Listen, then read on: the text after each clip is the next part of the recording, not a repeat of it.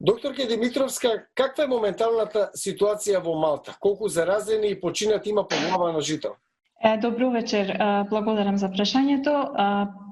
Официјалната статистика за бројот на жители на Малта е 430.000, до сега до денес има 241 заболен потврден и ниеден починат.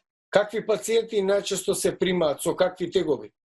Тегобите со кои се примаат пациентите, иако ние ги, јас како анестезиолог во делот интензивно лекување, ги гледаме најтешките, но повеќето се со вообичаени симптоми, покачена телесна температура или сува кашлица, макар што може да има и други главоболки, абдоминални тегоби, болки по цело тело и такви придружни симптоми, кои што се вообичаени, сепак нетипични или губиток на мирис и вкус.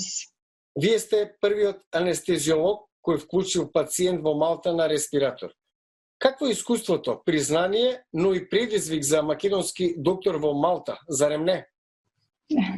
Благодарам. Сосема случајно се погоди да бидам на дежурство кога пациентот беше примен и имав прилика да го применам она што го вежбавме, како го повторувавме и се подготвувавме за тоа како тим, департмент по анестезија, да биде сето тоа спроведено на најбезбеден начин и пред се за персоналот, но во исто време и да се направи најдоброто за пациентот. Се случи, да. Пациентот е добар, подобар, се опоравува. Веројатно, како и сите во САД, ги следите случувањата во Македонија. Според вас, како се справуваат тамошните власти со ширењето на вирусот? Доволни ли се преземените мерки? Иако, не сум активно вклучена во ниеден смисол, ја пратам будно ситуацијата, дома се разбира.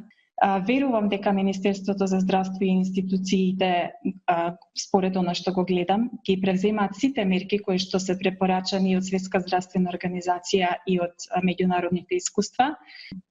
Се надевам и се почитуваат, бидејќи ако се земе примерот од Малта, социјално дистанцирање и почитување на препорачаните мерки дава резултати, значи да тој број на пациенти не биде во огромен број, да здравствениот систем не може да се справи со нив.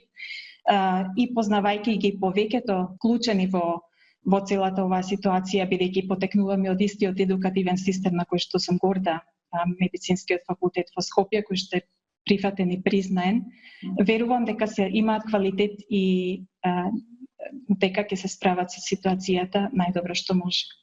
За крај, докторке Димитровска, накусо, иако се познати, кои се вашите препораки како доктор кој долго години живее и работи во Малта? Кои би биле препораките?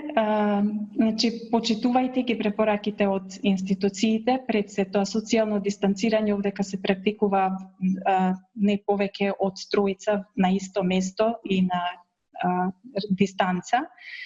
Знаете дека многу нешта се одложени, многу нешта се прекинети и посебно да се почитува миење на раце и лична хигиена, да се пријави секој случај кој што може би да се истестира, кој што се сомнева дека е може би позитивен или се сомнева дека бил во контакт, и да се прават што поголем број тестови, да се скринира популацијата и населението.